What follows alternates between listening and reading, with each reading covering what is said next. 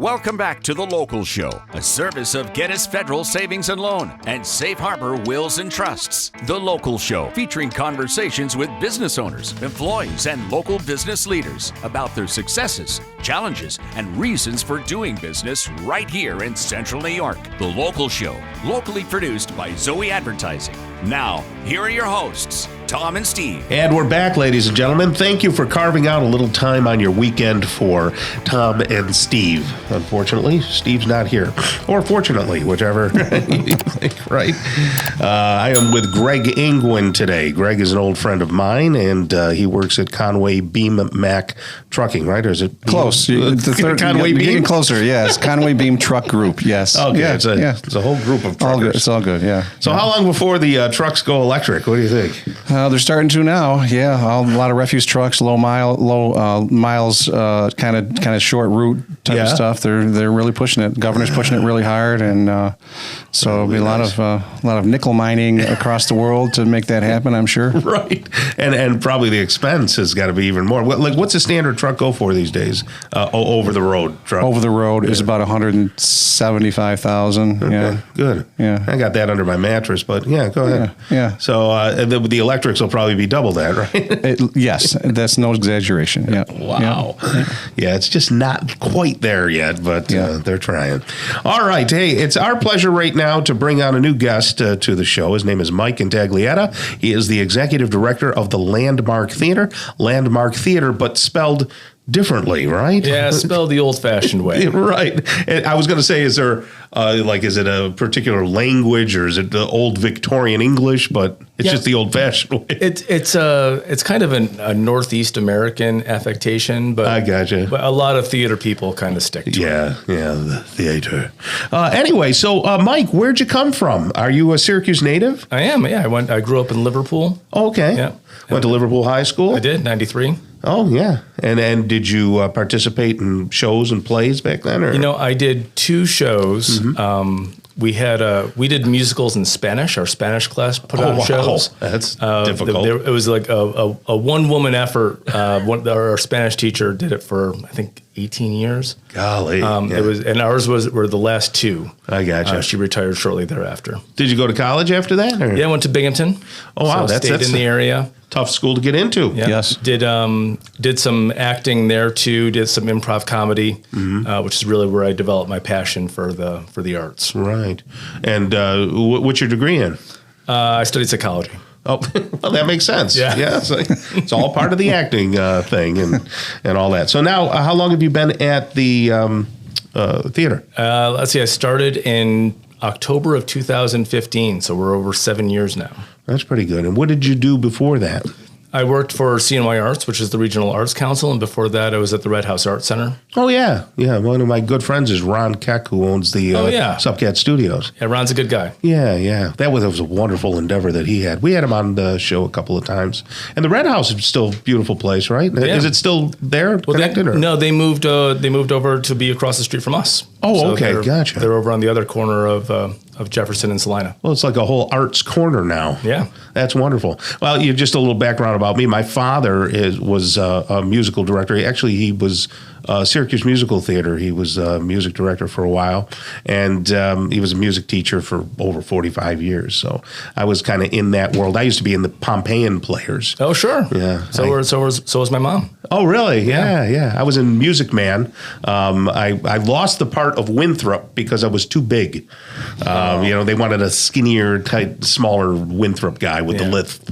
You don't let the casting people bring you down. Right. You got to keep at it. It's a bummer, man.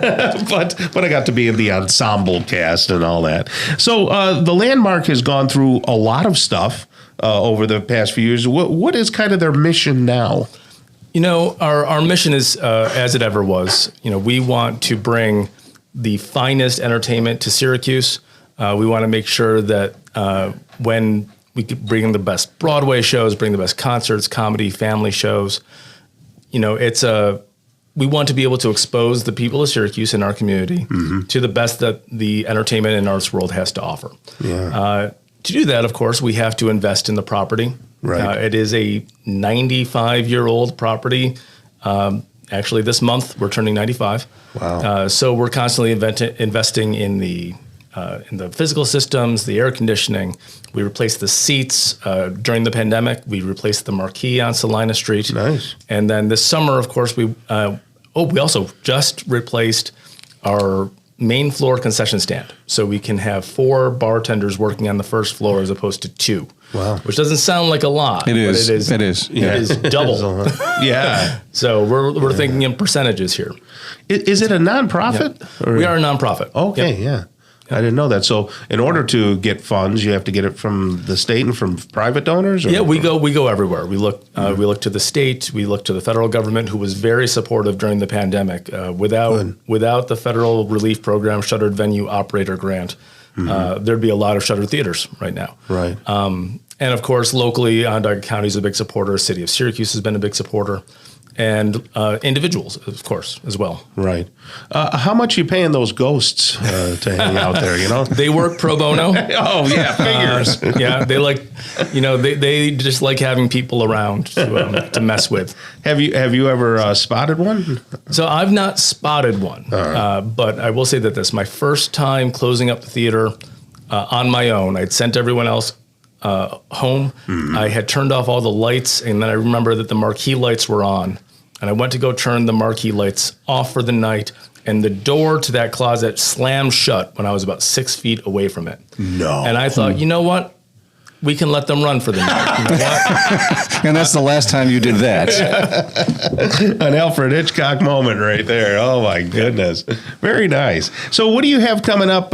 You're making some improvements downstairs. Yep. You've already done the concession stand. What else is going to be taken care of? Well, of course, as we all know, what goes in must come out. So yes. We're also looking to make a pretty significant restroom expansion. Yeah. For those of you that have come to our Broadway shows specifically, the restroom lines can become really, really burdensome. Right. The theater was originally built as a movie theater, which people use differently. When you need to use, you just go. Right. For Broadway shows, you have about a 15, 20-minute intermission where everyone in the building has to use the restroom. Yeah.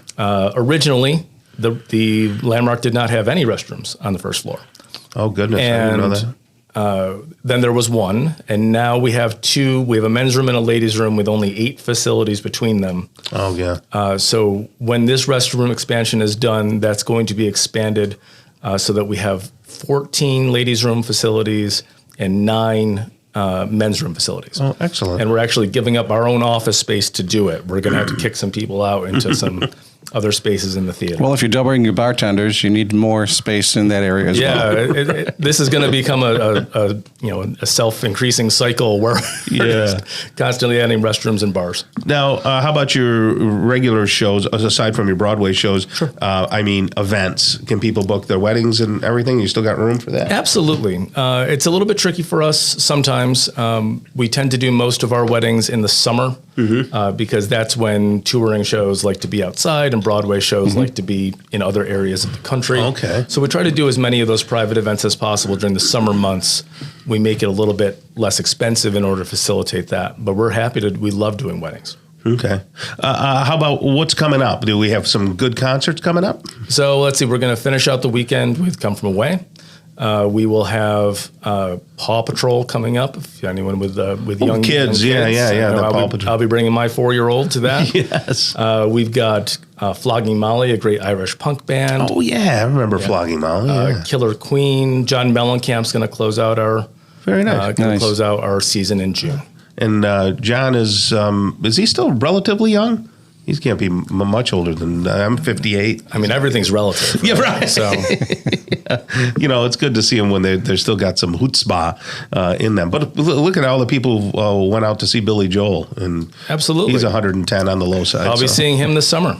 Yeah, very good.